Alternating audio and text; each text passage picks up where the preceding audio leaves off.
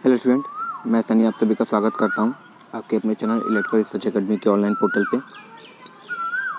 Important session daily आ रहे हैं और इसमें डेली तुम लोग को बने रहना है, ठीक है। अगर सिलेक्शन अपनी पक्की करनी है, एक सीट पक्की करनी है तो ठीक है। हालांकि अभी टाइम मिल रहा है तो इसका पूरी तरीके से यूटिलाइज़ करो, यूज़ करो, ठीक है। पता नहीं इसके बाद मौका मिले या ना मिले, ठीक है, या फिर इसके बाद वैकेंसी आए भी तो इतनी आए या ना आए, ठीक है। इसके लिए मेहनत जितना जी तोड़ करना है कर लो और सेशन से जुड़ जाओ, क्योंकि सारे प्रीवियस ईयर क्वेश्चन हैं और यही क्वेश्चन कहीं ना कहीं मोस्ट ऑफ फंसेंगे भी, सही है, सारे सेट के। तो क्वेश्चन स्टार्ट करते हैं आज का। मगर सेशन पे पहली बार आए हो चैनल पे तो चैनल को सब्सक्राइब कर लेना और इस सेशन को लाइक और शेयर जरूर कर देना। चलो पहला क्वेश्चन देखते हैं क्या पूछा है कि if electric wire and appliances are over heated due to high voltage of current. यानी हो क्या रहा है कि जो इलेक्ट्रिक वायर है या फिर अप्लायंसेज हैं वो ओवर हीट हो जा रहा है, ठीक है, हाई वोल्टेज के कारण, ठीक है, ऑफ इलेक्ट्रिक करंट, ठीक है। तो इलेक्ट्रिक करंट के हाई वोल्टेज के कारण अगर वो हीट हो रहा है, ठीक है, तो जब हीट होता है, देखो ये क्या बोल रहा है कि हाई वोल्टेज के कारण बोला है, ठीक है, हाई इलेक्ट्रिक करंट के कारण नहीं बोला, वो बोला कि हाई इलेक्ट्रिक करंट का जो हाई वोल्टेज है उसके कारण हो रहा है, तब उस समय फ्रिज लिया जाता है। देखो ध्यान समझना, अगर हाई वोल्टेज के कारण होता है तो फ्रिज लिया जाता है। अब फ्रिज का मतलब ये नहीं कि वो जम जाएगा, बर्फ़ हो जाएगा, ठीक है, मतलब उस समय भी हीट होगा, मगर उस प्रोसेस को हम लोग फ्रीज करते हैं। और जब हाई करंट के कारण होता है तो उसको हम लोग क्या करते हैं, तब वो बर्न हो जाएगा, ठीक है, ये चीज़। तो इसका ऑप्शन नंबर 3 सही हो जाएगा। चलो अगला देखो, डीसी आपूर्ति के लिए यदि एसी ओवरलोड रिले का उपयोग किया जाता है तो क्या होता है, ठीक है। अगर डीसी आपूर्ति के लिए एसी ओवरलोड रिले का उपयोग किया जाए तो क्या होगा, तो सर होता क्या है ये, तब उच्च प्रेरक के प्रतिघात के साथ क्या होता है, हाई करंट खींचता है, ठीक है। डीसी पे चल रहा था, जब तुम एसी लाए तो एसी करंट क्या आएगा तुम्हारा, इंडक्टिव रिएक्टेंस तो आएगा ही आएगा। और जो इंडक्टिव रिएक्टेंस है तुम्हारा क्या करता है, हमेशा लॉस कराने का काम करता है। तुमको पता ही, लॉस कराने जो भी लैगिंग होते हैं सारे लॉस कराने का काम करते हैं। और एक्सेल तो होती ही ओम में, तो जो वो लॉस कराता है उसके कारण क्या होगा, लॉस के कारण वो हाई करंट खींचता है, ठीक है। और वही हाई करंट खींचता है तो वही बोल रहा है कि सर एक्सेल जो है वो हाई करंट खींचेगा, ठीक है, ये चीज़ याद रखना। चलो अगला देखते हैं, 3 फेज शुद्ध प्रतिरोध वाला है, ठीक है। अगर शुद्ध प्रतिरोध है, तुमको पता है कि cos फाई की वैल्यू कितनी होती है, तब सर cos फाई की वैल्यू 1 हो जाती है। अगर प्योर रेसिस्टिव होता है तब उस समय 3 फेज में जो पावर होता है √3 VL IL होता है। और अगर यही किसमें पूछ दे, फेज में पूछ दे, तब क्या हो जाएगा, 3 VP IP हो जाता है। इसको याद रखना, अभी स्टार हो चाहे डेल्टा सभी में फॉलो होता है, सही है ना। चलो अगला देखते हैं, विशिष्ट प्रतिरोध की इकाई क्या होती है। विशिष्ट प्रतिरोध की इकाई हमको पता है कि R बराबर होता है ρL/A। तो विशिष्ट प्रतिरोध को रो ही कहते हैं, तो क्या हो जाएगा RA/L। इसको निकालेंगे तो क्या हो जाएगा, ओम मीटर स्क्वायर बटे मीटर, 1 मीटर से 1 मीटर कट जाएगा, बचेगा क्या हमारा, केवल ओम मीटर बचेगा। इसलिए ऑप्शन नंबर ए सही हो जाएगा, ओम मीटर, सही है। चलो अगला क्वेश्चन देखो, क्या बोला है कि एक श्रेणी प्रकाश व्यवस्था है, यानी सीरीज लाइटिंग, जिसे जो तुम झालर लगाते हो उसकी बात बोल रहा है। 240 वोल्ट की आपूर्ति के लिए 6 वोल्ट के कितने आवश्यक बल्ब लगेंगे। 6 वोल्ट के लिए कितने लगेंगे, 240 है, 6 वोल्ट चाहिए, क्योंकि हमको पता है ये क्या होता है, वोल्टेज सीरीज में बढ़ते हैं, तो कितने बटेंगे, सही है। तो इसको डिवाइड करते हैं तो 6 चौके 24, ये 40 रहेगा, यानी लगभग कितने लगेंगे, तुमको 40 सीरीज की आवश्यकता पड़ेगी, सही है, ये चीज़ याद रखना, 40 सीरीज की आवश्यकता पड़ जाएगी, ठीक है। वैसे बल्ब की संख्या और अधिक होती है, 5% और जोड़ लिया जाता है इसका, ठीक है, मगर उतना नहीं जोड़ना है तो नॉर्मल ये कर देना है, 40 मार देना, सही है, इसको याद रखना। मतलब ये जो वैल्यू निकलती है इसका 5% और लेते हैं, 5% लोगे तो कितना हो जाएगा तुम्हारा, 2 और हो जाएगा, ठीक है। तो क्या हो जाएगा हमारा, 42 हो जाएगा। मगर यहाँ पे नॉर्मली पूछा है, अगर ये पूछता है कि टोटली बताओ, मतलब उसमें सारा क्या बोलते हैं उसको, सारे परसेंटेज जो ले कर घटा के किया था तब की बात है, ये नॉर्मली पूछा है इसलिए 40 मारा गया, ठीक है। नहीं ऐसे करते हो तो ऑप्शन नंबर C सही हो जाता, सही है ना। अब कहोगे सर जी पता कैसे चलेगा कि 40 मारे कि 42 मारे, सही है। तो तुम अगर क्वेश्चन ध्यान से पढ़ोगे तब तुमको समझ में आएगा कि वो एक्चुअली किसकी बात बोला था, सही है। चलो अगला क्वेश्चन देखते हैं, इनमें से कौन सा ऐसा कन्वर्टर है, कन्वर्टर मतलब रेक्टिफायर की बात बोल रहा है, ठीक है। जैसे इन्वर्टर होता है, इन्वर्टर का उल्टा कन्वर्टर होता है, तो कन्वर्टर और कुछ नहीं रेक्टिफायर ही होता है। तो ऐसा कौन सा कन्वर्टर है जिसमें DC motor, AC motor converter और इन्वर्टर दोनों की रिक्वायरमेंट होती है। तो देखो याद रखना, डीसी मोटर एसी मोटर क्या होते हैं, रोटेट करते हैं, ठीक है, रोटेट करते हैं। तो ऐसे कन्वर्टर जिसमें ये रोटेटिंग वाले पार्ट लगे हो या फिर सब वो लगे हों, अब वेव लगे हों, उसको क्या बोलते हैं सर, रोटरी कन्वर्टर बोलते हैं, ठीक है। तो क्या हो जाएगा, ये रोटरी कन्वर्टर हो जाएगा, सही है। चलो अगला क्वेश्चन देखते हैं। जब उपकरण का धातु पिंड यानी भू संपर्क अर्थ में रखा जाता है तो उस उपकरण को किससे संरक्षण किया जाता है, ठीक है। अच्छा, हम लोग अर्थिंग ही क्यों करते हैं, तो सर अर्थिंग इसलिए किया जाता है कि हम क्या कर सकें, किस उपकरण को संरक्षण में सुरक्षा देने के लिए करते हैं। तो सर जो लीकेज करंट होता है उससे हमारे धातु पिंड या फिर जो भी हुआ मशीन सबसे क्या मिलती है, हमको सुरक्षा मिलती है, यानी किससे, लीकेज करंट से, सही है। ये कोई ऐसा नहीं होता है कि ओवरलोड रिले अंडरवोल्ट रिले वाला काम करता है। ये केवल इतना होता है, कोई फॉल्ट पहचाने का तो ये नहीं कहेगा कि फॉल्ट आ गया है इसको दूर करो, ये बस इसका काम है, तुम फॉल्ट लाओ चाहे मत आओ, अगर लीकेज करंट एक्स्ट्रा है तो हम क्या करेंगे, उसको ग्राउंड में भेज देंगे, बस इतना काम होता है इसका, सही है। चलो आगे देखते हैं। निम्न में से कौन सा द्वितीयक प्रकार के यंत्रों का एक उपकरण है, ठीक है। देखो जितने भी हैं याद रखना, प्राइमरी में कौन से आते हैं, प्राइमरी में वो आते हैं केवल जो कभी माप नहीं कर सकते, ठीक है, जो कभी माप नहीं कर सकते, केवल दिशा बता सकते हैं। जैसे मैग्नेटिक कंपास हो गया तुम्हारा, मैग्नेटिक कंपास ये नहीं बताएगा कि इतना चुंबकीय बल लग रहा है, बस वो ये बता देगा कि नॉर्थ इधर है, साउथ इधर है, ईस्ट वेस्ट फलाना ढिमकाना है, ठीक है। तो वो प्राइमरी में आ जाते हैं। और सेकेंडरी क्या होते हैं, जो तुमको मान बताते हैं, ठीक है। सेकेंडरी भी 3 प्रकार के होते हैं, इंडिकेटिंग टाइप, रिकॉर्डिंग टाइप और इंटीग्रेटिंग टाइप, सही है। तो यहाँ पे क्या हो जाएगा, वाट मीटर हमारी क्या होती है, कोई चीज़ मापती है तो क्या हो जाएगा, दूसरे में चला आएगा, सही है। और ये जो टर्जेंट गैल्वेनोमीटर हो गया, ये केवल दिशा बताता है, ठीक है। और क्या दिया है, हाँ, रिले धारा तुला, ये भी क्या करता है, केवल करंट की उपस्थिति बताता है। निरपेक्ष विद्युत मापी इंडायरेक्ट, ये भी क्या बताएगा, केवल दिशा ही बताता है। तो हमारा सही आंसर क्या हो जाएगा, बी सही हो जाएगा, वॉट मीटर, सही है। चलो आगे देखते हैं।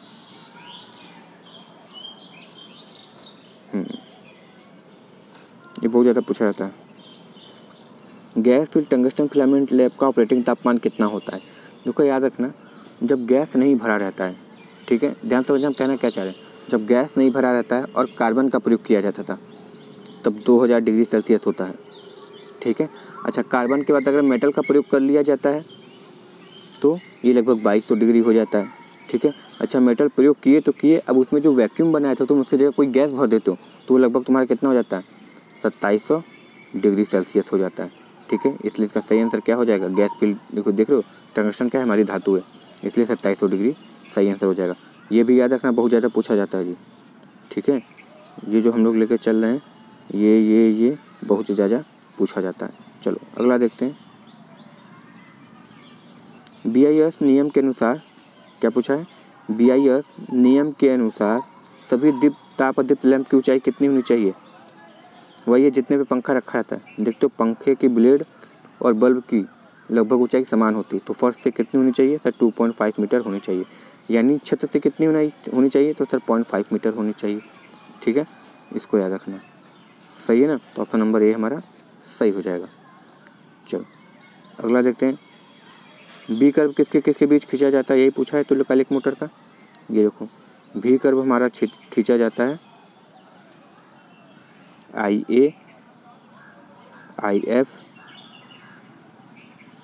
ऐसे खींचा जाता है, लेकिन जैसे जैसे फील्ड करंट बढ़ाते चले जाते हैं उससे हमारी लैगिंग लीडिंग पावर फैक्टर होते चले जाती है, इधर लैगिंग इधर लीडिंग, किसके लिए, तुल्यकालिक मोटर के लिए। और अल्टरनेटर होता है तो जस्ट उल्टा लैगिंग लीडिंग होने लगता है, ठीक है। तो यहाँ पे ये सही हो जाएगा, तो यहाँ पे ऑप्शन नंबर 3 सही हो जाएगा।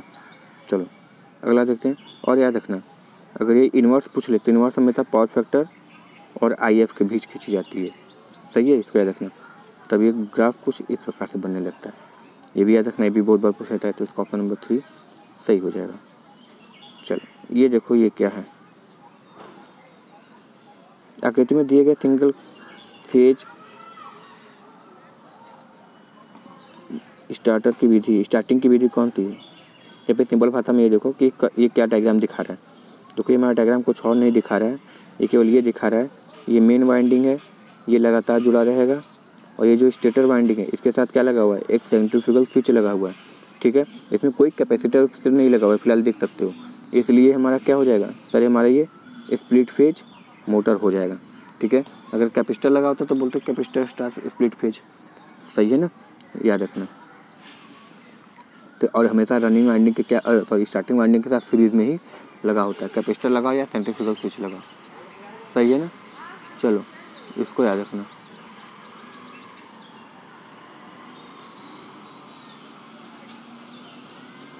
ये क्वेश्चन बहुत बार पूछा जा चुका है। क्या पूछा क्या है कि 415 volt 3 phase square cage induction motor के लिए अंगूठे के नियम यानी थंब रूल के रूप में पूर्ण भार धारा के रूप में ली जा सकती है, कितनी लेती है। देखो अगर करंट से करंट का पूछे, यानी जो स्टार्टिंग करंट होती है रनिंग करंट का कितना होती है, लगभग 7 गुना होती है। मगर यही एचपी में पूछें तो एचपी में लगभग कितनी होती है, लगभग 1.5 गुना लेती है। तो अगर एचपी में पूछे तो 1.5 गुना मारना पड़ता है, और अगर करंट के सापेक्ष पूछे तो 6 से 7 गुना मारना पड़ता है, कभी कभी 5 से 7 गुना भी हो सकता है, सही है। इसलिए एचपी रेटिंग से पूछा है, इसलिए क्या हो जाएगा, ऑप्शन नंबर 4 सही हो जाएगा, सही है। इसको याद रखना, बहुत ज़्यादा पूछा जाता है। चलो अगला देखते हैं क्या बोला, क्या है। परमाणु उत्पादन केंद्र प्रक्रिया न्यूक्लियर जनरेटिंग में स्टेशन में पहला चरण में क्या होता है, ठीक है। यानी जो हम करते हैं, सिंपल बात देखो, क्वेश्चन ये पूछा है, हम समझा दे रहे हैं। वो ये पूछा है कि जो तुम परमाणु संयंत्र में जो तुम्हारी ऊर्जा उत्पन्न होती है उसमें क्या जाते हो, थोरियम यूरेनियम यही सब डालते हो ना, हाँ सब डालते हैं। तो जो ऊर्जा देता है किस रूप में देता है, संलयन के रूप में, अभिक्रिया के रूप में, आइसोटोप के रूप में, या विखंडन के रूप में, जिसको हिंदी इंग्लिश में फ्यूजन बोलते हैं और संलयन को फ्यूजन बोलते हैं। तो याद रखना, सन हमारा जो है, सूरज हमारा हमेशा कैसे रोशनी देता है, संलयन से देता है, ठीक है। हाइड्रोजन बम जो होता है संलयन से देता है, एटॉमिक बम जो देता है विखंडन से देता है। उसी तरह शक्ति संयंत्र में जो परमाणु संयंत्र होते हैं वो भी किस में देता है, विखंडन में ही देता है, सही है। इसको याद रखना बहुत ज़्यादा, और सारी चीज़ें याद रखने के लिए इसलिए बोल रहे हैं क्योंकि बार बार यही सब क्वेश्चन रिपीट करके पूछा था। अब ये तो अब विखंडन वाला क्या किसी और सेट में नहीं पूछा होगा या किसी एग्जाम में, तो रिपीट होते हैं क्वेश्चन, सही है। चलो अगला क्वेश्चन देखो, दिए गए विकल्पों में कौन सार्वत्रिक मोटर का एक लाभ है, यानी यूनिवर्सल मोटर का कौन सा लाभ है, देखते हैं। बार बार सर्विस और रख रखाव की आवश्यकता होती है, तो होती तो है मगर ये कोई लाभ नहीं है जी, ये कोई लाभ नहीं, ये हानि है उसकी। अपेक्षाकृत उच्च शोर, हाँ जब मिक्सी चलाते हो तो लगता है कि 2 घर बगल को पता चल जाता है कि अच्छा इसके घर खाना बनने स्टार्ट हो गया, ठीक है। विद्युत चुंबकीय टेलीविज़न और रेडियो व्युत्क्रम में पैदा करता है, नहीं ऐसा तो कुछ नहीं करता है, ठीक है, ऐसा कुछ नहीं करता है, ठीक है। ये जो चोक होते हैं ट्यूबलाइट वो सब क्या करते हैं, सारे वो विवाद डालते हैं।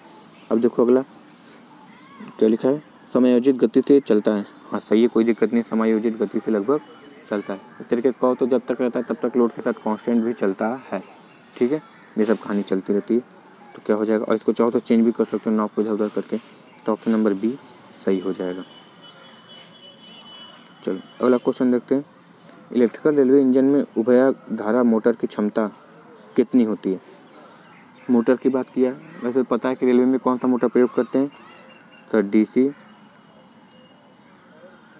सीरीज मोटर उपयोग की जाती है। क्यों उपयोग की जाती है, क्योंकि सर इसकी स्टार्टिंग टॉर्क बहुत हाई होती है। किसके समानुपाती होती है सर, IA², यानी धारा तुम 2 बढ़ाओगे तो टॉर्क 4 बढ़ेगा, तो समझ सकते हो कितनी ज़्यादा पावर बढ़ती है, तो टॉर्क बढ़ती है। तो 2200 हॉर्स पावर लिखा है, कहीं 2500 हॉर्स पावर भी लिखिए तब भी कोई दिक्कत नहीं, 2500 हॉर्स पावर भी होती है, सही है, याद रखना इसको। ये न दिया हो तो क्या मारोगे, तब फिर स्लिप रिंग की तरफ भागेंगे, ठीक है, ये चीज़ याद रखना।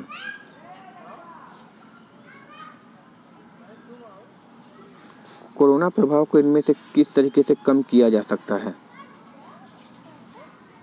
ठोस चालकों का प्रयोग करके, नहीं हॉलो कंडक्टर का प्रयोग करते हैं ना, हॉलो कंडक्टर का प्रयोग करते हैं। फिर उससे कम वोल्टेज पे हो रहा है तो बंडल, फिर उससे कम वोल्टेज पे हो रहा है तो कंपोजिट, ठीक है। तो सबसे अधिक हॉलो होना चाहिए। दूसरा ताम्र चालक का उपयोग करके, ठीक है, ताम्र करो चाहे एल्युमिनियम करो, उतना उस पर फर्क नहीं पड़ता है, ठीक है। अगला कम भार से बचकर, ठीक है, जो कम भार से हो चाहे ज़्यादा, उससे मैटर नहीं करता। उस कंडक्टर में कितनी वोल्टेज जा रही है उसमें मैटर करता है। जैसे 30 kV के ऊपर चली जाती है तो फिर क्या होने लगता है, कोरोना स्टार्ट हो जाता है। ठीक है, तो ऑप्शन क्या तरीके से कम किया जा सकता है, मेन यही है। क्या है कि चालकों के मध्य उचित अंतराल रखकर और ACSR का उपयोग करके, ठीक है, जिसको कंपोजिट बोल रहे थे, उसका प्रयोग करके। सही है ना, इसको याद रखना।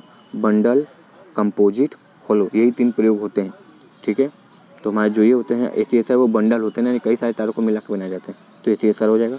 और उसके बीच की सबसे इंपॉर्टेंट चीज़ उसके बीच की जो दूरी है वो क्या कर सकते हैं, कुछ मतलब अंतराल रख के करें। दूर जितना दूर रखेंगे उतना कम होगा।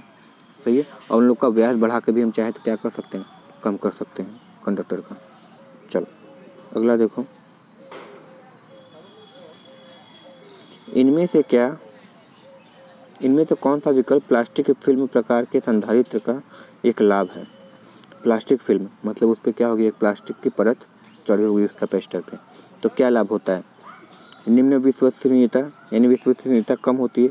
अच्छा, मान लो निम्न विश्वसनीयता होती भी है तो क्या अच्छी बात है, नहीं सर बुरी बात है। चलो अगला देखते हैं, उच्च तुग्राहता उच्च तो होती नहीं है। लघु सेवाकाल नहीं, सेवाकाल तो उच्च होती है। लघु सेवाकाल किसकी होती है, इलेक्ट्रोलाइट की होती है, मतलब कम जीवन काल किसकी होती है, इलेक्ट्रोलाइट की होती है। अच्छा अब दूसरा देखो, उच्च तापमान पर ऑपरेशन, हाँ ये सही है। क्या होता है, ये हाई टेम्परेचर पे भी कार्य कर सकता है, क्योंकि प्लास्टिक पे उस पर कोटिंग चढ़ी होती है तो वो तापमान क्या करता है, बहुत तेज़ी से क्या होता है, हवा में या वातावरण में निकाल देता है, तो गर्म उतनी नहीं होती है। ठीक है, और इसके बाद ये सब पे हीट सिंक ये सब तो लगा ही होता है। तो क्या हो जाएगा, प्लास्टिक फिल्म प्रकार का संधारित्र का लाभ यही है कि उस तापमान पर ऑपरेशन हो सकता है। सही है, चलो अगला देखते हैं। फिर वही कहानी जो सबको है बतानी। ठीक है, क्वेश्चन क्या है कि 3 कला डेल्टा प्रणाली में कुल शक्ति का व्यय कितना होगा। ठीक है, डेल्टा में है। चलो देखो, अगर डेल्टा की बात है तो हमको पता है VL बराबर कितना होता है, VPH होता है, कोई दिक्कत नहीं। और IL बराबर √3IP होता है। ठीक है, पहला देखो √3 VL है, कोई दिक्कत नहीं। ठीक है, IP नहीं लिख सकते जी। ठीक है, क्या लिखना पड़ेगा, √3IP लिखोगे, क्योंकि VL का √3 VL होता है ना, VLIL होता है, तो √3IP लिखते तब सही हो जाता है। ठीक है, cos फाई तुम्हारा कोई दिक्कत नहीं। चलो जब ये लगाए हो VLIL तो उसके साथ रूट लगाना जरूरी, तो ये भी गलत हो गया। 3 VLIL cos फाई नहीं होता है, √3 होता है। अब ये देखो √3 VLIL cos फाई होना चाहिए, ऑप्शन नंबर डी। अच्छा देखो यहाँ पे VP लिख दिया, तो सर VP लिखे चाहे VL लिखे बात तो एक ही पड़ रहा है, क्योंकि समान मान के होते हैं, तो इसलिए ऑप्शन नंबर 4 सही हो जाएगा। सही है, इसको याद रखना। चलो ये क्या है सर, ये शंकर विष्णु भगवान का चक्र है, चक्रधारी विष्णु, यानी ये सर स्क्रू गेज होता है, जिसको लोग तार गेज भी बोलते हैं। ये कितना होता है सर, 0 से 36 तक मापन होता है। ये सबसे पतला होता है, ये सबसे मोटा होता है। ठीक है, इसको याद रखना, जो जितना बड़ा वो उतना ही पतला होता है, इसलिए ऑप्शन नंबर क्या हो जाएगा, ये सही हो जाएगा, तार गेज है। सही है, चलो अगला देखते हैं, इनमें से कौन सी परिवर्तनीय हानि है, यानी लोड के साथ बदल सकती है। और कुछ ऐसे लोड होते हैं कि लोड चाहे जितना बढ़ाओ घटाओ कोई परिवर्तन नहीं होता। तो ऐसा कौन सा लॉस है जो लोड बदलने के साथ बदलता है। कोर हानि या लौ हानि कभी भी नहीं होता है। घर्षण हानि को भी नियत मान के ही चलते हैं, हालांकि कम ज़्यादा होता है, मगर इतनी कम होती है कि उसको हम लोग नियत मान लेते हैं, अपना कैलकुलेशन क्यों हार्ड बनाए।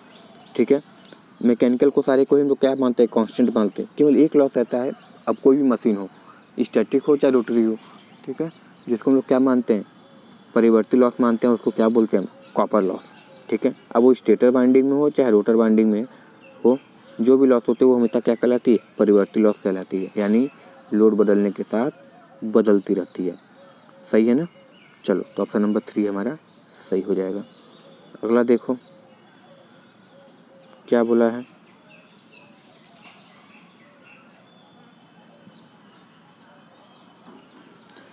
जब घूर्णी मशीन में 3 कला वितरित कुंडली पर 3 कला आपूर्ति दी जाती है तो किस प्रकार की चुंबकीय अभिवाह उत्पन्न होता है। अच्छा, ये बहुत बार क्वेश्चन पूछा गया। ठीक है, बहुत बार ये क्वेश्चन पूछा गया। देखो सिंगल फेज मोटर स्टार्ट क्यों नहीं होता है? क्योंकि उसका जो फ्लक्स उत्पन्न होता है सिंगल फेज द्वारा वो घूर्णीय नहीं होता है, और किसी भी मोटर को घुमाने के लिए घूर्णीय फ्लक्स की आवश्यकता पड़ती है। ठीक है, और घूर्णीय फ्लक्स कम से कम 2 फेज से ही आ सकता है, कम से कम 2 फेज हों। ठीक है, तभी वो घूमने वाला टॉर्क या फिर बलागुण उत्पन्न कर सकता है, सिंगल फेज कभी नहीं कर सकता। तो जो 2 घूमने वाले बलागुण होते हैं उनके लिए हम क्या करते हैं, देखो सिंगल फेज मोटर एक्चुअली बोलते हैं कि सिंगल फेज है, मगर वो सिंगल फेज होता नहीं है, वो कितना होता है 2 फेज का मोटर होता है। ठीक है, जो स्टेटर और रनिंग वाइंडिंग में तोड़कर बनाते हैं। और 3 फेज में होती है, तो एक ये घुमा, दूसरा ये घुमा, तीसरा ये घुमा, तो कैसा बलागुण बनता है सर, ये घूर्णीय बलागुण बनता है। ठीक है, या घूर्णीय फ्लक्स होता है, जिसके कारण क्या होता है मोटर घूमना थोड़ा पॉसिबल हो पाता है, नहीं तो सिंगल फेज से कभी पॉसिबल नहीं हो पाएगा। 2 फेज से हो सकता है मगर सिंगल फेज से नहीं। सही है, चलो इसको याद रखना। अगला क्वेश्चन है, tungsten filament gas field lamp की दक्षता कितनी होती है? ठीक है, ये तो रटने वाला क्वेश्चन है, आएगा तो करोगे नहीं छोड़ के आओगे। तो लगभग कितनी होती है, 12 ल्यूमेन पर वाट। यानी आज एक चीज़ और क्लियर हो गया कि सर दक्षता की इकाई क्या होती है, ल्यूमेन पर वाट, जो कि बहुत बार पूछा जाता है, इसलिए ऑप्शन नंबर फर्स्ट सही हो जाएगा। यूनिट याद रखना, ल्यूमेन पर वाट बहुत ज़्यादा पूछा जाता है। चलो अगला देखो, इलेक्ट्रॉनों की प्रचक्कड़ी गति इनमें से किस से उत्पन्न की जाती है? ठीक है, इलेक्ट्रॉनिक की पचकड़ी यानी जो स्पिन मोशन होता है, स्पिन गति होती है जिसको बोलते हैं। ठीक है, चुंबक में इलेक्ट्रॉन की स्पिन गति होती है। ठीक है, और याद रखना स्पिन गति हमेशा चुंबक में ही होती है इलेक्ट्रॉन की। ठीक है, जैसे ये कभी कभी पढ़े होगे, ये पढ़े हो ना कि डायमैग्नेटिक में या फेरोमैग्नेटिक में ऐसे होता है, फलाना तो 2 उल्टा 2 सीधा, ये सब पढ़ते हो ना, इसको स्पिन मोशन कहते हैं, स्पिन रोटेशन। ठीक है, और ये केवल चुंबक में ही होता है। ठीक है, फेरो में सब एक दिशा में, एंटी फेरो में सब उल्टी दिशा में, मगर परिमाण का मान सेम होता है। तो ये सब कहानी। ठीक है, तो यहाँ पे चुंबक में क्या होता है, तो ये जो इलेक्ट्रॉन की स्पिन चक्र जो फॉलो होता है वो किस में होता है, केवल चुंबक में, चुंबकन के कारण। ठीक है, जब चुंबक बन जाता है तब ऐसी कहानी होने लगती है। ठीक है, याद रखना चुंबक में चुंबकत्व के कारण होता है ऐसा। देखो यही कहानी है। इनमें से कौन सा संधारित्र एक ध्रुवीय संधारित्र है? और यही एक ऐसा संधारित्र है जिसकी कला बोल रहे हैं, इसकी जो टाइम है, जीवन काल है, वो कम होता है, प्लस माइनस होता है। प्लस वाला थोड़ा बड़ा रहेगा, माइनस वाला छोटा रहता है। तो क्या कहलाता है, इलेक्ट्रोलाइट कैपेसिटर कहलाता है। कोई भी प्रकार का इलेक्ट्रोलाइट है तो क्या कहलाता है, हमारा पोलर कहलाता है, यानी उसमें प्लस माइनस सिरा होंगे। और कोई भी तुम कैपेसिटर किसी तरह जोड़ दो, कोई फर्क नहीं पड़ता, मगर जो इलेक्ट्रोलाइट वाला खरीद के लाओगे उसको पॉजिटिव को पॉजिटिव में, नेगेटिव से नेगेटिव जोड़ना, नहीं तो फिर क्या होगा, धुआं निकलेगा और महकता अच्छा है। ठीक है, करके सूंघ लेना उसको। सही है, तो ये चीज़ याद रखना। और इसकी जीवन काल भी कम होती है औरों की तुलना में, सबसे कम जीवन काल इसी की होती है।